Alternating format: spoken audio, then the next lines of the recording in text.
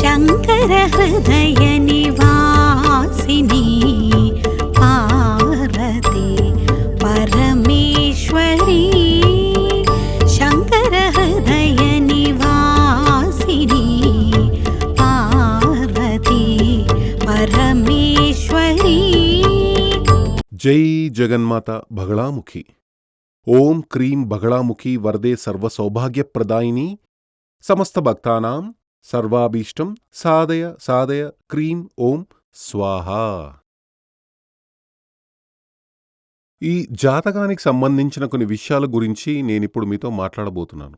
ఈ జాతకం చూపించి ఇదే విధంగా చెప్పబడిన విషయాలు శాస్త్రం తెలిసిన ప్రముఖ జ్యోతిష్యులు చూడడం చేస్తుంటారు అని తెలిసినప్పుడు చాలా సంతోషం. ఎందుకంటే కొంతమంది గత జాతకంలో ఆ ప్లానటరీ పొజిషన్ రాసిన దానిలో ఒక తప్పు కనిపించింది. అది ఎలాగంటే ఆ జాతకం ప్రకారం చూస్తే ఒకటి రేవతి నక్షత్రం పురుషుడి జాతకం చూపించారు, ఫలితం చెప్పాను. హస్తా నక్షత్రంలోని ఒక స్త్రీ జాతకం ఇచ్చారు, అప్పుడు రేవతి నక్షత్రానికి మీనరాశి, హస్తా నక్షత్రానికి కన్య అతని రాశి, కాబట్టి అక్కడే చంద్రుడుండాలి. ఇదేమిటంటే నవాంశంలో వృశ్చికంలో కనిపించింది. అంటే వీళ్ళు రాసేటప్పుడు ఆ నవాంశంలో వృశ్చికంలో చంద్రుడు ఉండేలా రాశారు. అదే ఇప్పుడు తప్పు జరిగిపోయింది. అది ఇద్దరు ముగ్గురు నాకు చాలా గర్వంగా అనిపించింది.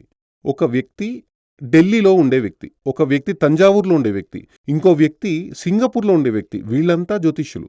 మీరు చెప్పిన ఫలితాన్ని చాలా కరెక్ట్గా ఉన్నాయి స్వామి, కానీ ఈ చంద్రుడు ఎందుకలా మారిపోయింది అని అడిగారు. ఎందుకంటే అలా చెప్పిన వ్యక్తులకు నేను చాలా థ్యాంక్స్ చెప్తున్నాను. బాగా పరిశోధించి ఇందులో ఉన్న ప్లస్ మైనస్ మీరు చెప్పండి. అదేవిధంగా మీరు కూడా రండి, మన హిందూ మతంలో నిక్షిప్తమైన ఉన్న ఆ కళను పూర్తిగా బయటకు తీద్దామన్నారు. రండి. ఒక జన్మ, మనిషి జన్మ లభించినప్పుడు ఊరికే బ్రతికామా, చనిపోయామా, వెళ్ళామా అనేలా ఉండకూడదు. సాధించాలి. మీరు రండి, మనం కలిసి చేద్దాం. ఓకే, ఇప్పుడు విషయానికి వద్దాం. ఇది ఈరోజు 2024 మే నెల 15వ తేదీ.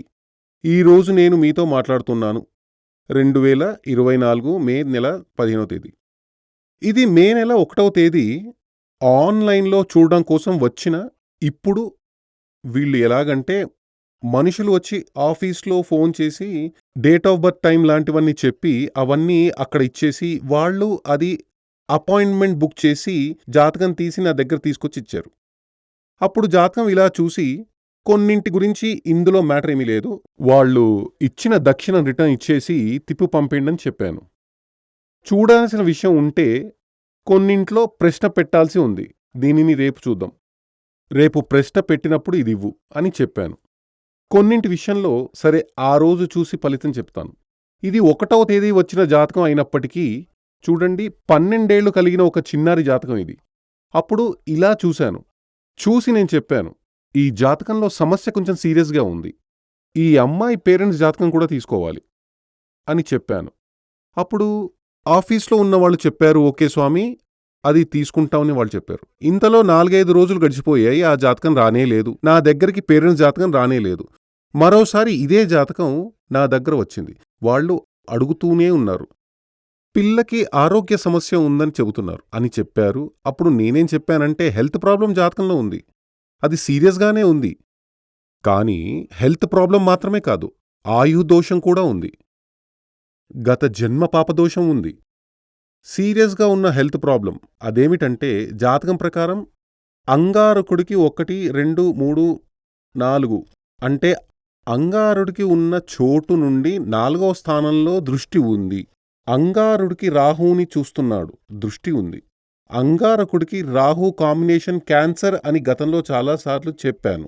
ఇందులో అంటే మా వాళ్ళు చెప్పారు ఏదో హెల్త్ ప్రాబ్లం ఒకటే చెప్పారు, ఏదో హెల్త్ ప్రాబ్లమే కాదు సీరియస్గా ఉంది, అది క్యాన్సరే అని చెప్పాను. తర్వాత 2-3 సార్లు ఈ జాతకం చూసినప్పుడల్లా ఏదో కారణంతో అది వాయిదా పడుతూ వచ్చింది. ఇంతలో ఒక రోజు మేము బెంగుళూరు వెళ్ళాము. బెంగుళూరులో ఉన్నప్పుడు అక్కడ ఒక మీటింగ్ ఉండేది. అప్పుడు చాలామంది వచ్చి కలుస్తున్నారు. వాళ్ళంతా జాతకం చూసుకుని వెళ్ళేటప్పుడు ఆ తర్వాత ఆన్‌లైన్ చూడాలి. మరోసారి ఈ జాతకం తీసుకొచ్చిచ్చారు. వాళ్ళు వెయిట్ చేస్తూనే ఉన్నారు. చాలా రోజులయిందని చెప్పారు. అప్పుడు నేను చెప్పాను, అది సీరియస్ మ్యాటర్. దానికి ప్రశ్న పెట్టాలి. అష్టవర్గం కూడా తీయాలి. తీసిన తర్వాతే దాని ఫలం చెప్పాలని చెప్పాను. మళ్ళీ ఇక్కడ సూర్యమంగళానికి వచ్చేశారు. ఇక్కడ అష్టవర్గం తీసిచ్చారు. ఈరోజు నేను మొదట్లో చెప్పాను, ఈరోజు 15వ తేదీ. ఈ జాతకం నిన్న 14వ తేదీ మంగళవారం, ఈరోజు 15వ తేదీ బుధవారం. నిన్న 14వ తేదీ మంగళవారం. అప్పటికి ఈ జాతకం ఆ వ్యక్తుల దగ్గర, అంటే ఇతని యొక్క ఈ చిన్నారి యొక్క పేరెంట్స్ దగ్గర ఆ మీటింగ్ టైం కలిసి వచ్చింది. ఆయన లైన్లో వచ్చారు. నేను మాట్లాడాను. ఇవన్నీ చూసి చెప్పాను, కొంచెం సమస్య ఉంది. జాతకం ప్రకారం పరిస్థితి చాలా అధ్వానంగా ఉంది. ఈ మే నెల, ఈ నెలలో ఈ పిల్లకి సంబంధించినంత వరకు చాలా డేంజర్గానే ఉంది. ప్రాణానికే ప్రమాదం రావచ్చు. దీనికి పరిహారం చేసినప్పటికీ వర్కౌట్ కాదు. పరిహారం చేస్తే వర్కౌట్ అవుతుందా అని తెలుసుకోవడానికి కోసమే పేరెంట్స్ జాతకం అడిగాను. కానీ మీరు ఇప్పటి వరకు అది ఇవ్వనే లేదు. కానీ ఈ జాతకం ప్రకారం మాత్రమే ఫలితం చెప్పాలంటే చిన్నారి ప్రాణానికి ప్రమాదం ఉంది. కాబట్టి మీరు దీనికి పరిహారం చేయడం కోసం జాతకం చూపించిన ప్రయోజనమే లేదు. ప్లస్ పరిస్థితి సీరియస్గానే ఉంది. అలాగే కొన్ని దుష్ట ప్రభావాల వల్ల కూడా ప్రతికూలత జరుగుతున్నట్లు కనిపిస్తోంది. దుష్ట ప్రభావం ఉందని మీకు ముందే తెలుసా? అవును స్వామి, దుష్ట ప్రభావం ఉందని చాలామంది ఎప్పుడో చెప్పారు. అది మాకు చాలా క్లియర్గా తెలుసు. మరైతే దానికోసం ఎందుకు పరిహారం చేయలేదని అడిగాను. ఏమో అలా జరగలేదు అని చెబుతూ ఆయన చాలా బాధపడ్డారు. అన్నీ చెప్పి ముగించిన తర్వాత ఆయన ఏం చెప్పారంటే, స్వామి, ఇది నేను మీకు 1వ తేదీ ఈ జాతకం ఇచ్చాను. ఆ తర్వాత ఇప్పటి వరకు సమాధానం రాలేదు. అమావాస్య రోజున చెప్పారు. మీ ఆఫీస్ నుండి ఫోన్ చేసి ఏమైంది త్వరగా చూడండి అంటే స్వామి పేరెంట్స్ జాతకం కూడా అడిగారు. మీరు అది మాకు పంపండి. ప్లస్ రేపు అమావాస్య ఉంది కాబట్టి అమావాస్య యాగం ఒక 1116 చెల్లించి పిల్ల పేరు మీద ఒక అమావాస్య యాగం చేసుకోండి అని చెప్పాను. మేము దానికి డబ్బు కూడా పంపించాము. కానీ 6వ తేదీ పిల్ల చనిపోయింది. అంటే పిల్ల 6వ తేదీ చనిపోయింది అని ఆయన చెప్పాడు. నేను ఇది మీ వద్ద ఎందుకు చెప్పానంటే, ఆ జాతకం జ్యోతిషం అనేది ఎంత కరెక్ట్గా ఉందో చూడండి. నేను చెప్పాను, ఈ నెల మే నెల దాటి రావడం కష్టం అని చెప్పాను. 100% ఫలితం అలాగే ఉంది. ఇప్పుడు ఈ ప్లానిటరీ పొజిషన్ పెట్టుకుని అదెలా నేను కనిపెట్టానని విషయం చూద్దాం. ఈ జాతకానికి సంబంధించినంత వరకు చూస్తే 1, 2, 3, 4వ స్థానంలో శని ఉచ్చస్థితిలో ఉన్నాడు. 4వ స్థానంలో శని ఉచ్చస్థితిలో ఉంటే అది శశమహాయోగం, చాలా పవర్ఫుల్ అయిన రాజయోగం. ప్లస్ 10వ స్థానంలో చూస్తే జూపిటర్ చంద్రుడితో కలిసి ఉంది. అది గజకేసరి యోగం, చాలా పవర్ఫుల్ అయిన రాజయోగం. పవర్ఫుల్ అయిన 2 రాజయోగాలు జాతకంలో ఉన్నాయి. అది ఉన్నప్పటికీ లగ్నాధిపతి అయిన చంద్రుడు గురువుతో ఉన్నాడు, ప్లస్ శుక్రుడితో ఉన్నాడు. శుక్రుడు 11వ అధిపతిగా ఉన్నాడు. క్లుప్తంగా చెప్పాలంటే ఒక మైనస్ కూడా చెప్పలేము. మరైతే అలా ఉన్నప్పటికీ ఎందుకిలా ఆ పిల్లకి మృత్యువు సంభవించింది, మరణం సంభవించింది? దానికి ఈ యోగాలన్నీ ఒకవైపు ఉన్నప్పటికీ అవన్నీ కాసేపు పక్కన పెడితే ఆయుర్భాగ్యం కూడా చూడాలి. ఆయుర్శాస్త్రం అదేమిటంటే, సరైన జ్యోతిష శాస్త్రం గ్రంథం అంటే అది పరాశర హోర మాత్రమే. దాన్ని చదివి చూడండి, ఇదంతా అందులో ఉంది. ఆ ఆయుర్భాగం చూసినప్పుడు అల్పాయుషు, మధ్యాయుషు, దీర్ఘాయుషు అనే విధంగా 3 రకాలుగా విభజించారు.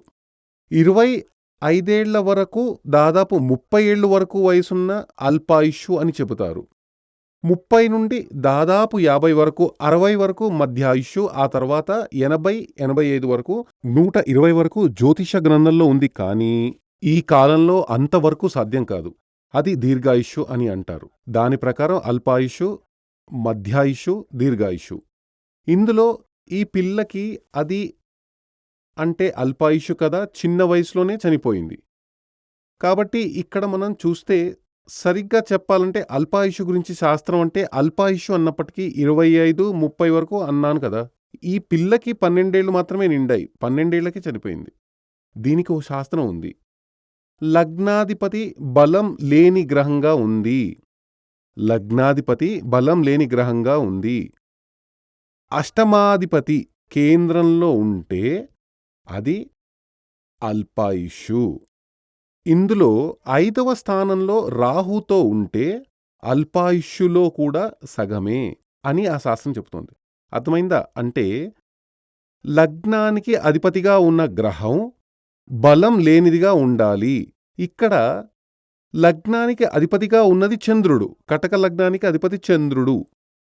కానీ ఇక్కడ చూసినప్పుడు ఈ పిల్ల జాతకంలో శుక్లపక్ష చతుర్థిలో ఈ పిల్ల పుట్టింది. శుక్లపక్ష చతుర్థి అంటే ఏమిటంటే అమావాస్య దాటిన తర్వాత 4వ రోజు.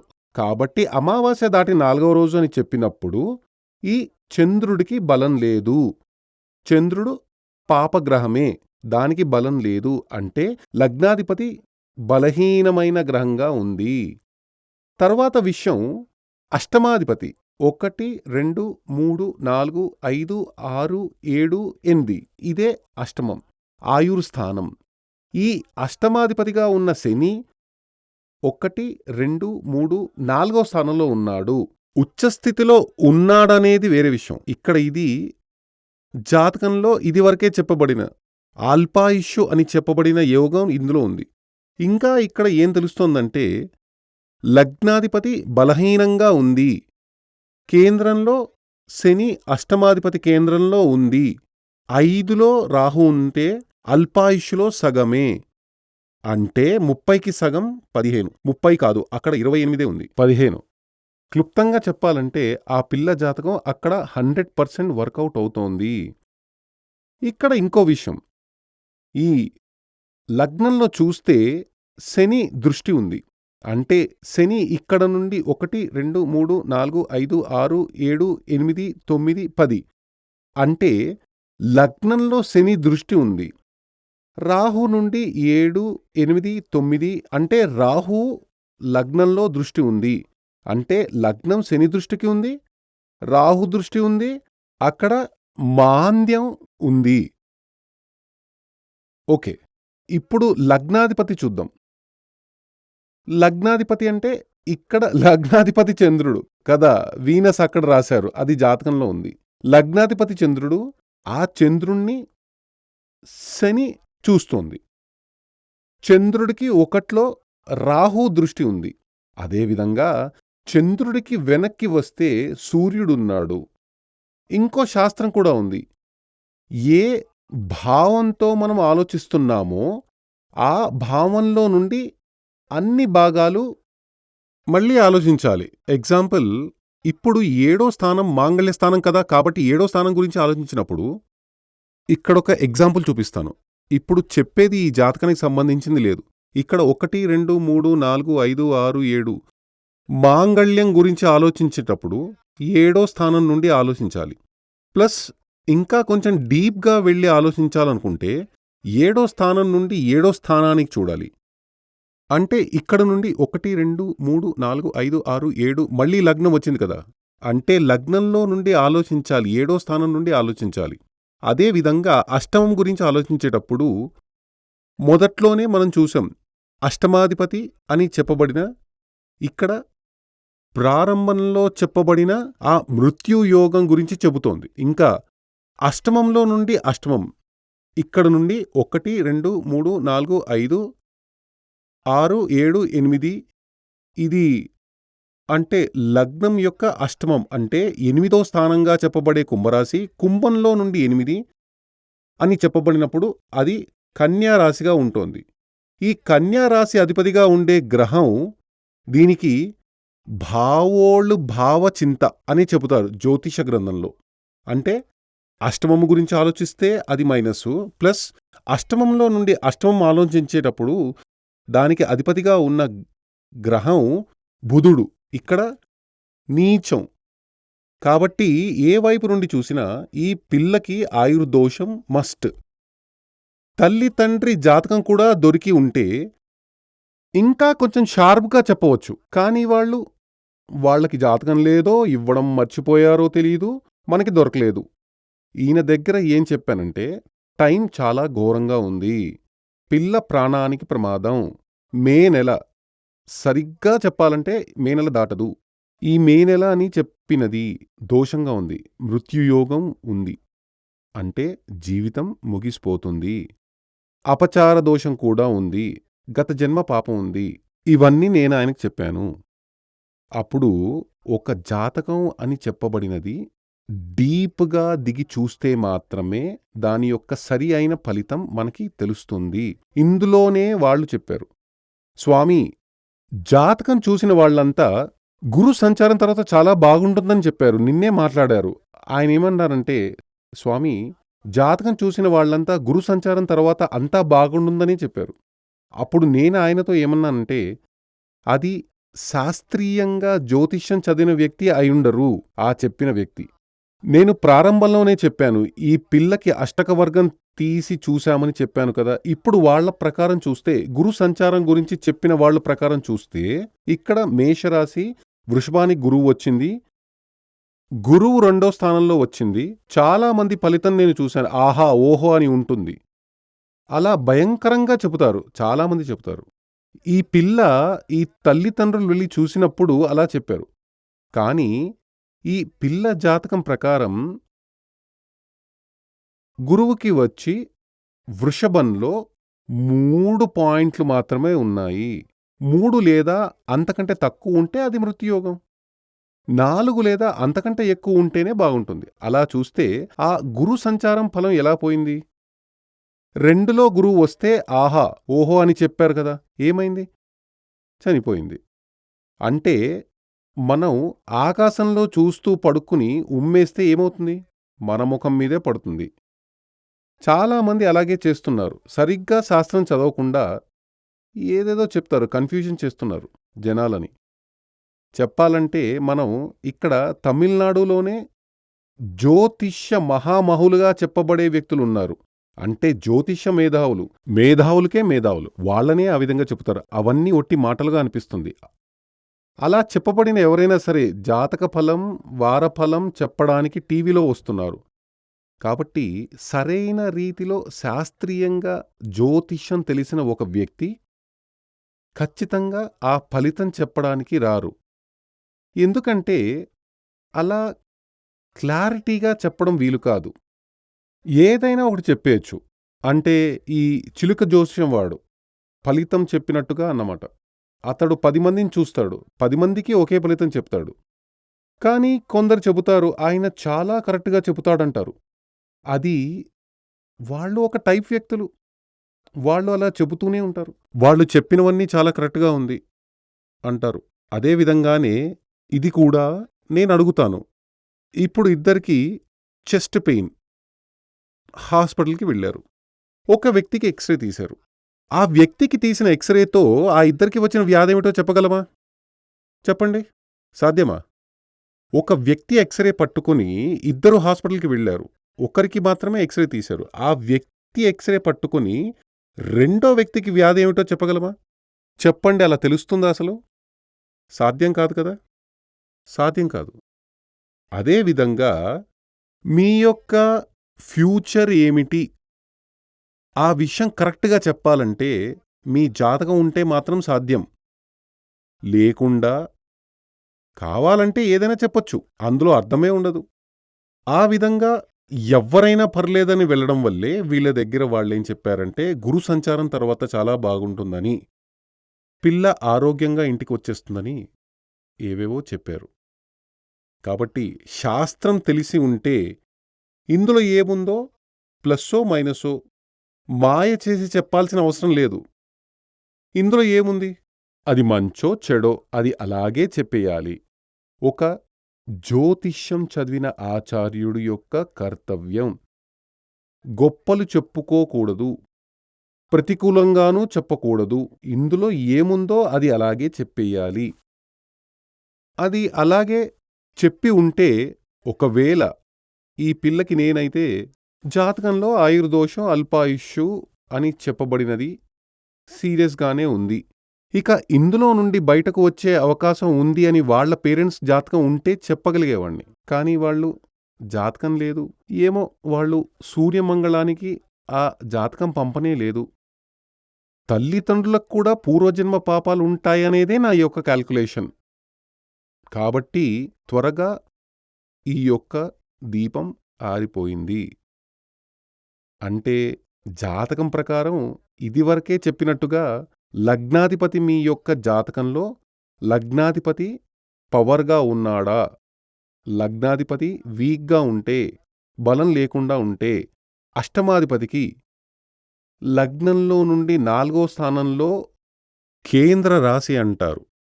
కేంద్రం ఉంటే కేంద్రాధిపత్యం కాదు. కేంద్రంలో 4వ స్థానంలో ఉంటే లేదా 7లోని, 10లోని ఉంటే ఖచ్చితంగా జాతకాన్ని ఒక మంచి జ్యోతిష శాస్త్రీయంగా చదివిన ఒక మంచి జ్యోతిష్యుడి వద్ద చూపించాలి.